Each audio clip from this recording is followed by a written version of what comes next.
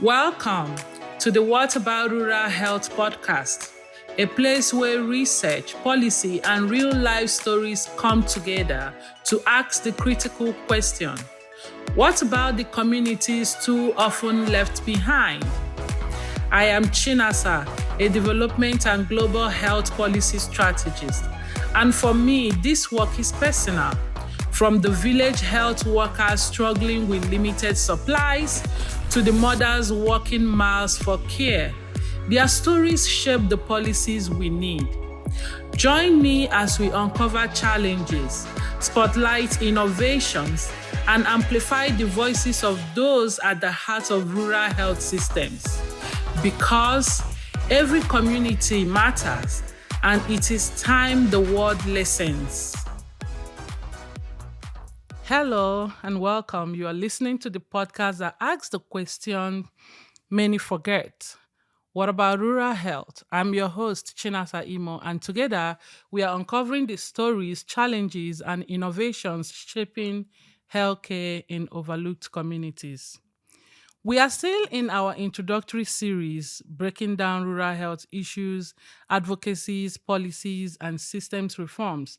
And today's episode is titled Beyond the City, or What Urban Resistance Can Tell Us About Rural Health Realities. Before me here, we have Dr. Joe Schlichtman. Dr. Schlichtman is an urban sociologist and a community ethnographer, a thought leader on justice-centered development. He's a professor of sociology at DePaul University, and his work examines how community resist, adapt to, or shape forces like gentrification, globalization, and structural changes, and what it means to build just people-centered policy. Dr. John is, and I think at some point I'll just call him John, which is what I know him and refer to him as always. He is the author of Gentrifier and Showroom City, and he has a new book coming, which we will discuss later. We'll discuss now after I'm done introducing him. And I think it's such a privilege to have him talk about his unpublished book in our episode today. So his work brings, an accessible, reflective lens to the question of equity, resistance, and transformation. So you may wonder, how does an urban sociologist who spent majority of his career focused on the workings of urban spaces relate to rural health? Well, you are here to find out. The topic of today says that all, but his insights are very relevant to rural health, as they are also for urban planning. John's work has been featured in major outlets and journals such as New York Times, Bloomberg, City Lab, NPR, Next City, The Economist, and Architectural Digest. John has led one of the largest virtual network of urban thinkers. It's called Urbanist on LinkedIn. You can go check that out. It has over 90,000 members of urbanists that are part of that group worldwide. And he brings a justice-centered approach to development that challenges how we think about power, place, and policy, making him an important voice in today's conversation on rural health. So, John, welcome to today's episode. So, tell me, I know that we've discussed a lot about your work, your academic life, and sometimes I think, your because professionals always talk about what they do, but sometimes you like to shift away from what you do and talk about who you are. So can you tell me a little bit about why you are writing your next book and what that next book is about? That's an interesting question. So first of all, I'm a sociologist, not just by training or not even first by training, but just in the way that I look at the world, which means that You have any one given person, any one given individual with their own personal agency and ability to act. And then around that person is structures, social structures, or sometimes we just say structures, which are the fixed patterns of the world, seen and unseen, that shape that person's action and shape that person's perception. Um, so, there is a place for holding individuals accountable. There is a place for personal agency. In our friendships, we hold our friends accountable. We never talk to our friends in terms of the structures that they're located within. We help to motivate them, but at the same time, we recognize what they're going through. So that's my approach towards communities, right? And so my new book was motivated out of my previous two books, looking at the arguments that people have over what just development looks like. And all of the vague statements that are made, all of the errors that are made, the way that people talk past each other. And so throughout my career, I have worked on equipping people to have better arguments, better debates. And so my goal is to reach broader audiences than just academia with each book, to help people understand, and this is getting to the current book, where communities have come from and where communities are going. So communities that have been devalued, both symbolically but also economically, there are plans in place to revalue those communities. And everyone has a different motive in the revaluation. And every community has a different story in the devaluation. So my third book is a handbook, basically, of what I call the threads of community history, which is what are all of the things, and I identify 11 things that a community can go through that would cause it to be devalued. And what are the 11 things that a community can go through that would cause it to be revalued? And so this brings a lot of clarity, because the minute we talk about a community being devalued, the conversation's not over, it's just beginning. Because you have all of these various threads that create a fabric of how this particular community got to this particular place. Now, when you come with a plan to revalue it, now those threads of revaluation, they're fitting into an old fabric of devaluation. And so my main breakthrough in this book, my main epiphany in this book, is that every community is completely distinct, but the threads that make it distinct, those 22 threads of 11 devaluation, 11 revaluation, are very common throughout the world. So if you examine those threads, you begin to compare places that people wouldn't think of comparing, and you get clarity that people don't normally get in these conversations when they just say, well, this area was devalued because it was redlined, and then that's the end of the conversation. So then what does that mean? What's the answer? And so my book helps to push those conversations forward. It doesn't provide the answers. It provides clarity in the discussion.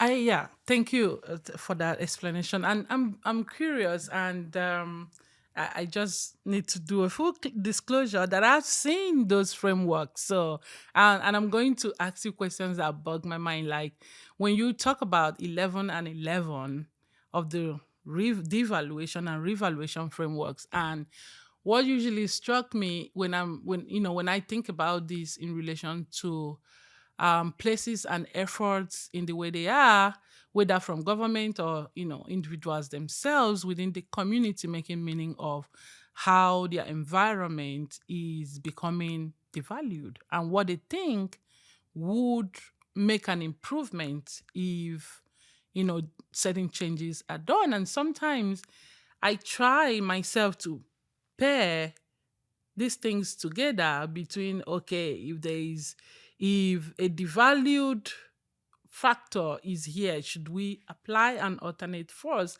And sometimes that's not the way, because there are underlying things that could be making what we are seeing look the way they are, but the force that need to repair it are not directly matched. Would you say a little bit about that? Yes. So I think this is the number one way that communities are exploited, is in the marketing and the promotion of what seems to be common sense plans. That if this community was defunded, then we need to refund it. Conversation over. If this community was detached, we need to reconnect it. Conversation over. If this community was deteriorated in its housing stock, then we need to renovate it. And when you look at communities from a fabric approach, you can't undo the fabric that's already created. You can't go back in history. So, there is a craze around the world right now in wealthier nations of removing roads that were unjustly placed. But I think this is the most obvious example, like removing a road 60 years after the community didn't want it there might not be the number one way to address that issue. So another analogy that I use, and there's two analogies in the books. One is a fabric, and one is the making of a loaf of bread. You put in all these ingredients to the loaf of bread, and it becomes something new. You can't go back 3 days later and take out the eggs. You can't go back later and add the chocolate chips that you wish you added, and with the fabric, you can't go back later and take the red threads out that you don't like.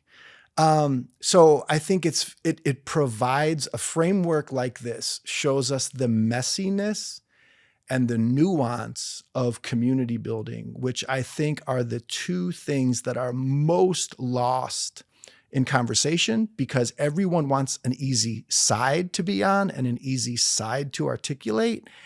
And everyone wants to have an obvious, quick answer that you can put in a one-page document. Wow.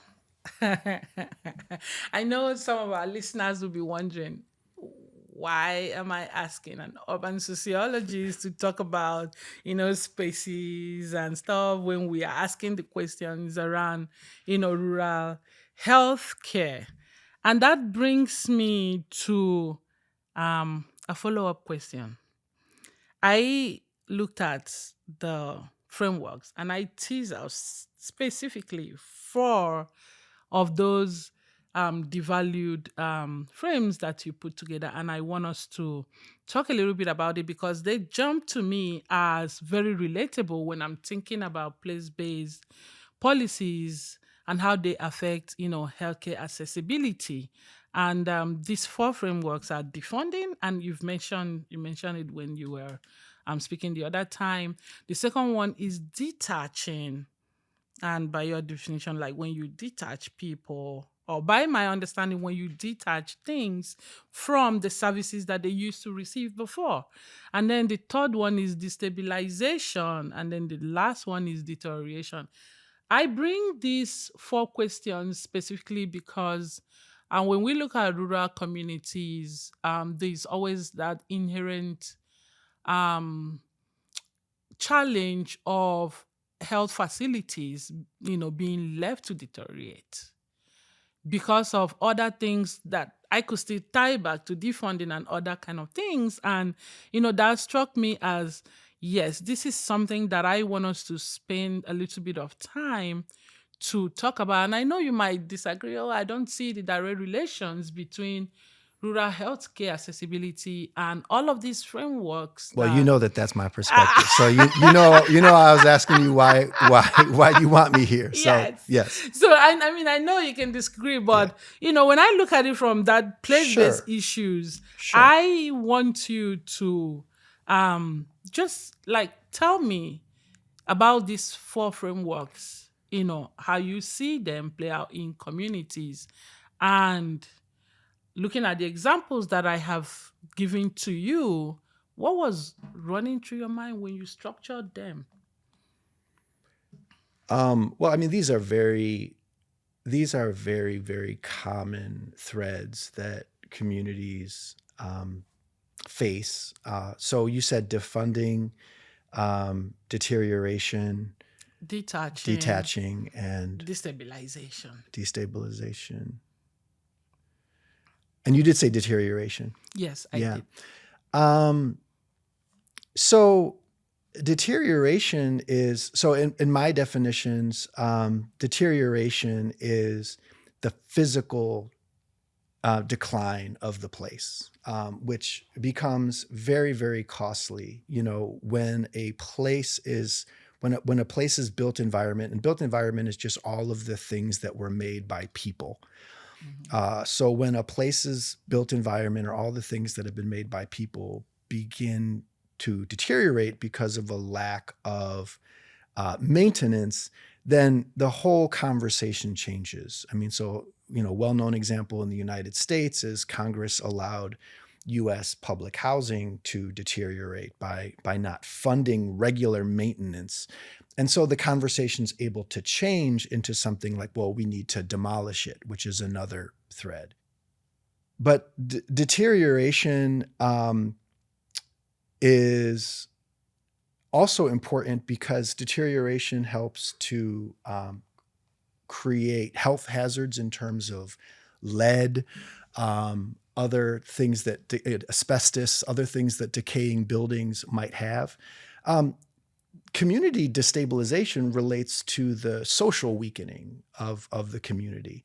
So if you have a community that's weakening in its social fabric and also weakening in its physical buildings, you have a momentum that's very hard to overcome.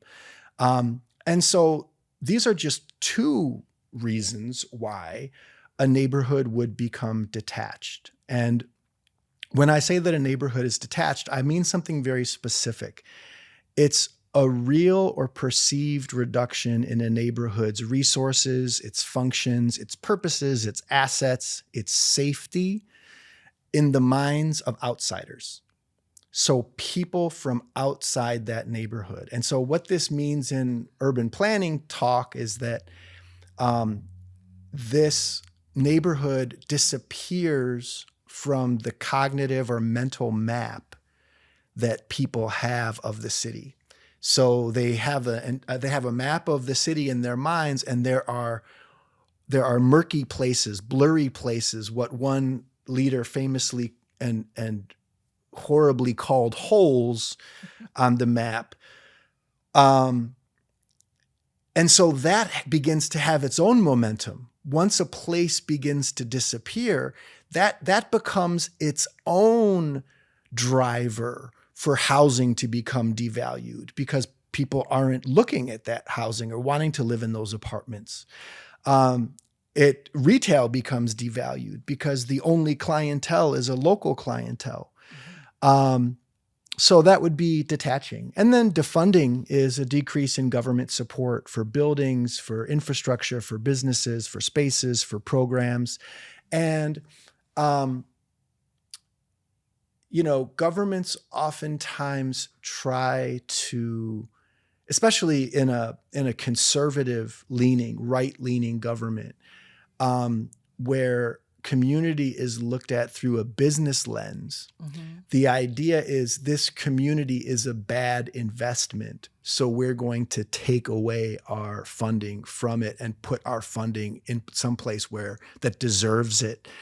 And this results in what is known and what I call in the book a containment strategy, where it's like, okay, this area is going to have problems because of all of these issues. We're going to have to, the government says, create a boundary around this neighborhood and make sure that all of those issues are contained within this area so it doesn't blight, pollute the rest of the city. And that becomes an entire strategy around urban planning and policing, et cetera. Wow. And so in many countries, the decanting or relocation of people from prime urban areas to the rural periphery is a strategy to remove many of these issues out of sight. Wow. That's very insightful. And when you were talking, my mind just went through a time that I was doing a documentary on hospital functionality, specifically primary health care. And most of about 75% of the hospitals that I went to were so deteriorated that you would think you are coming there to pick diseases and not getting, Not, and not getting care. yeah. So, and when I look around, like when you were mentioning about deterioration of building, and I think you call them, bio waste, like in relation to the hospital setting, that would be medical waste. Now imagine when, because of deterioration, the pipes, the sewages are not working, and the hospital, the doctors still need to work, they need to function, women still come there to give birth, and all those wastes are not properly managed because they have a whole lot of structural problems within the health facility to grapple with, and that becomes a huge problem. Well, you are still listening to What About Rural Health? We are going for a short break.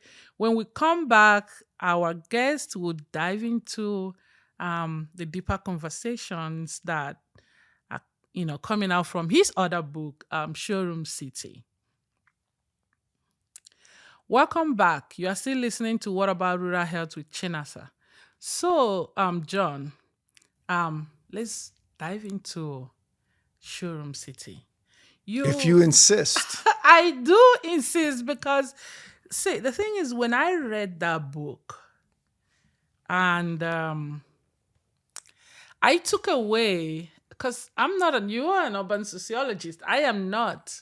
I'm an administrator. I look at things from public perspective and how does that inform public policy? How does, community action inform change? That is what I'm looking out for. And that is a whole lot of things that the book was telling me when I read them. And when I read it. So I still want to bring it in, and we'll talk about it, and then we'll come back to these frameworks.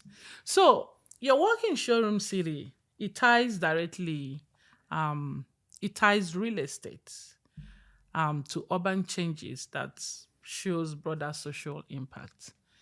And you've discussed a whole lot about these from the framework.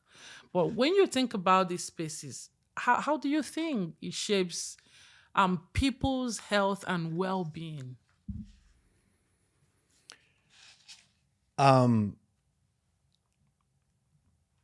So the question is, how do spaces shape health and well-being? Yes. I mean, I think, one of the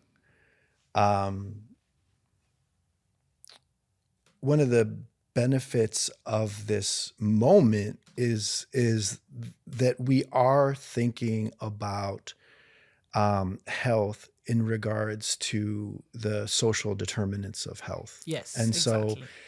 so, so if you think about that individual and you think about all of the things that surround that individual. You think about the air around the individual. How polluted is that air? What is polluting that air? How noisy is that place? Can the person sleep? How stressful is the noise? Is the noise itself threatening? Is it bombing? So you think about the air around someone, you think about the soil that's available, the lead in the soil, the pollutants in the soil, and the weather around that individual, places that are heavily paved and the heat island that envelops those places because there's not the natural ecosystem to be able to handle heat. You think about how easy it is for that person to walk around and get to other places, not just walk around within the neighborhood, that's one piece, but to get around to other places. The food that's available to that person, the housing that that person's living in. Is there mold in the housing? Is there lead in the housing? The healthcare that's in the area. And then you begin to look at the social cohesion, the social capital, what we would call the glue between people.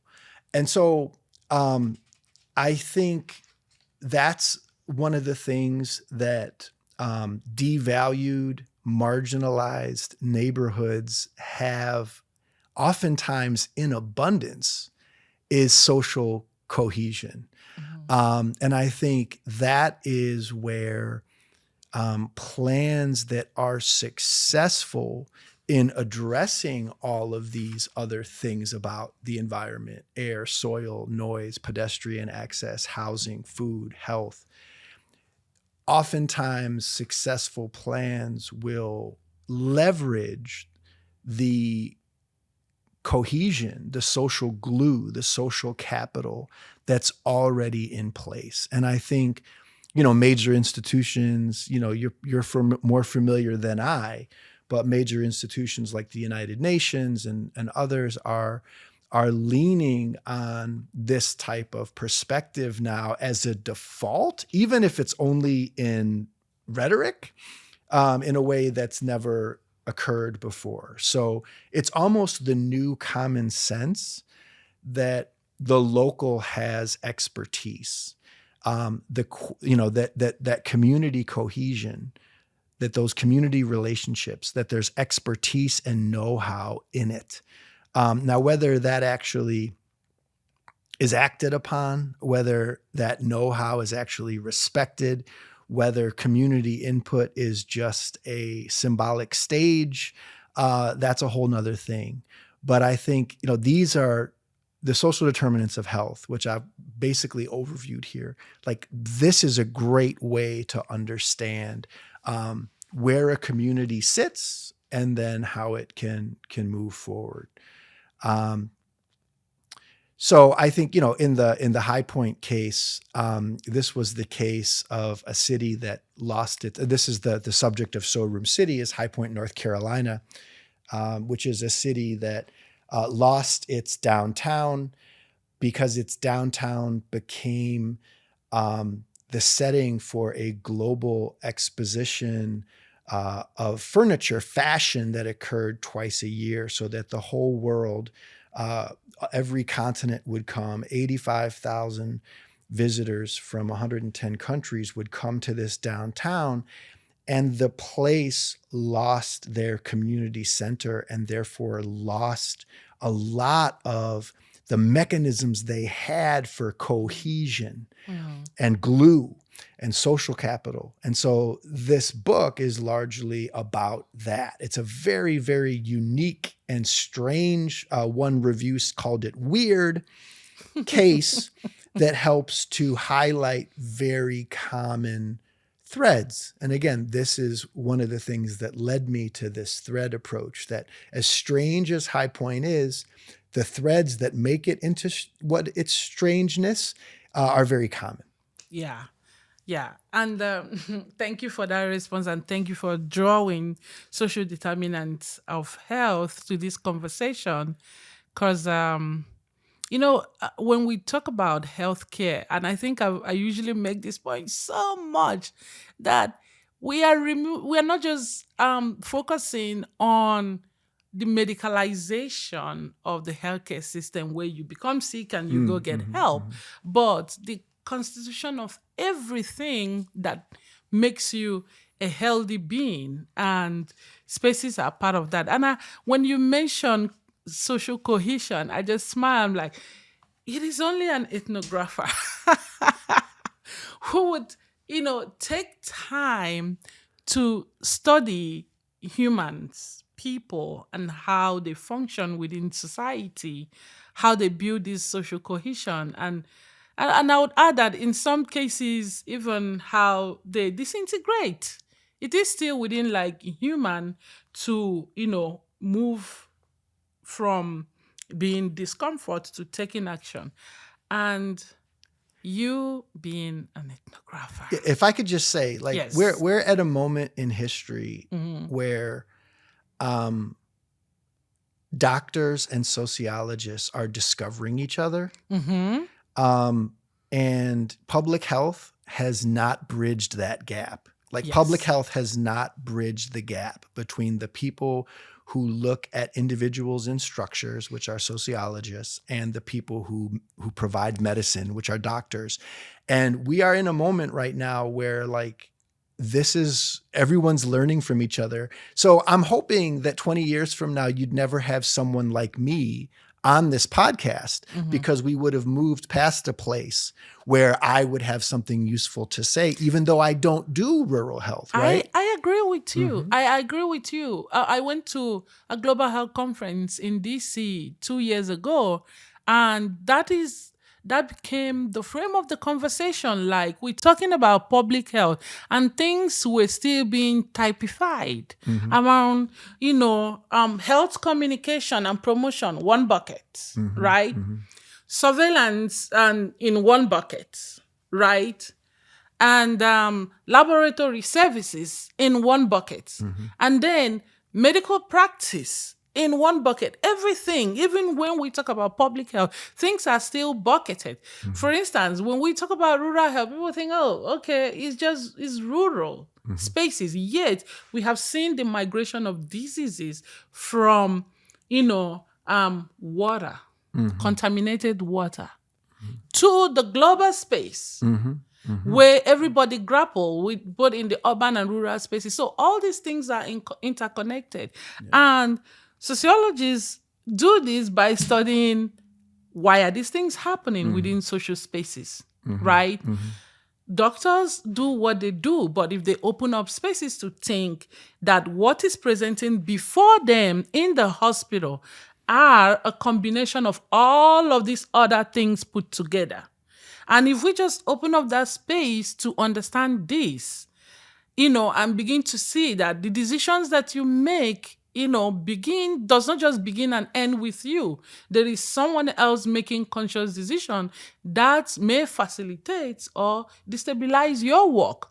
And if we look at it from that interconnected spaces, the world will be better. I think so. Yes. And so, I think that people are specialists. Yes. And they want to bring the thing that they specialize in to the group that they think needs it.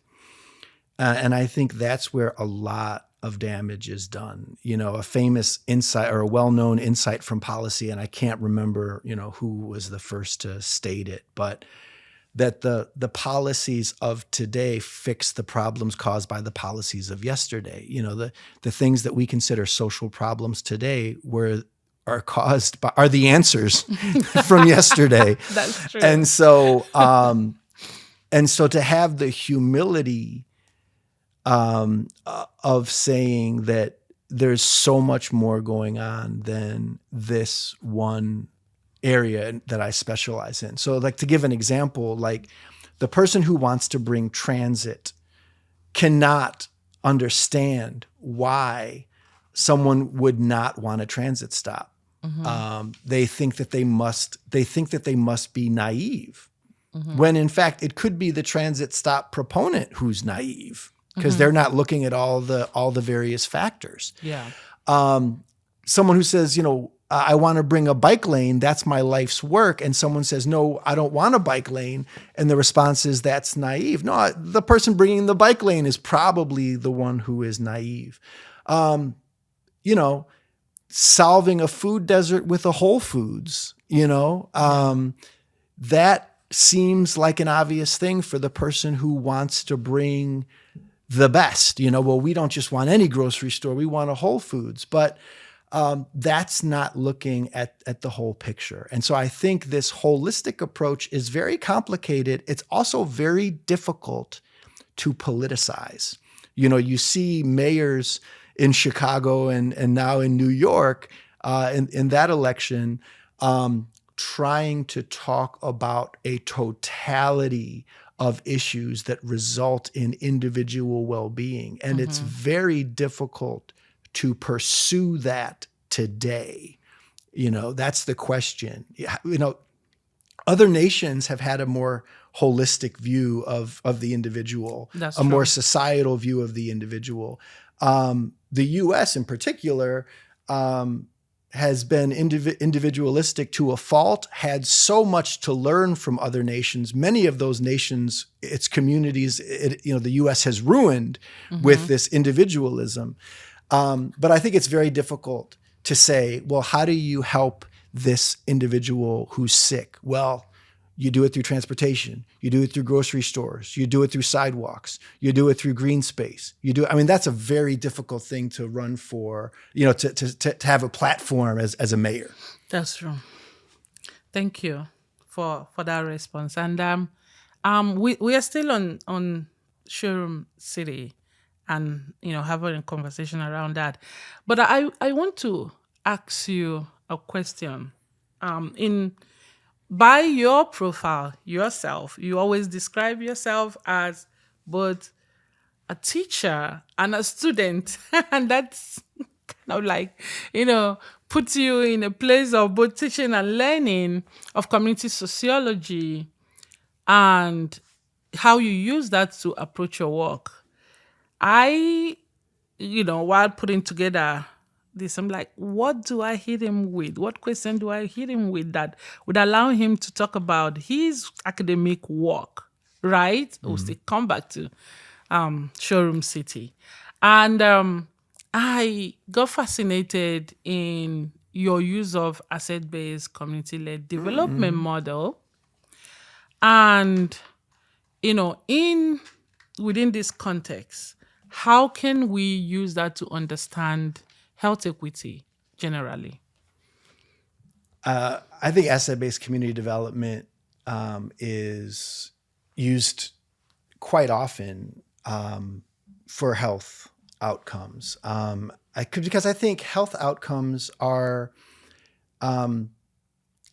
kind of the most social of our outcomes. We could also put maybe education in that, that it takes all of these determinants to create an educated child. But really, health is something, you think about mental, physical, spiritual health, it's really something that brings together all aspects of society.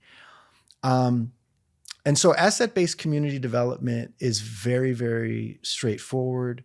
It looks at places from the lens of their strengths rather than their deficiencies. And it says, what are the strengths of individual talents in a place? What do these residents do better than anyone? Or what can they do that others can't do? What are the physical assets of this place? Like, what are the buildings? What are the plazas? What are the trees? Because, some communities, a 200-year-old tree might be one of the most important meeting spaces in that community. So what are the physical assets of that community? And then institutions, what are the organizations that maybe some of them inhabit those important buildings. What are the organizations that are the strengths of that community and the association? So things that are less formal, residents that get together around savings clubs or things like that, which may actually become more formalized in the future. And then culturally, what are the things that this community wants to retain and develop? So looking at a community through the lens of its strengths and moving forward from there, that's the only type of development that can possibly be sustainable. That's true. Because that's the only type of development that respects what the current fabric is and weaves into that current fabric. Most other plans are to create a new fabric. And that's how development has operated around the world, from the removal of informal settlements to the demolishing of public housing, is the declaration of we need a new fabric, and by elected officials and appointed officials.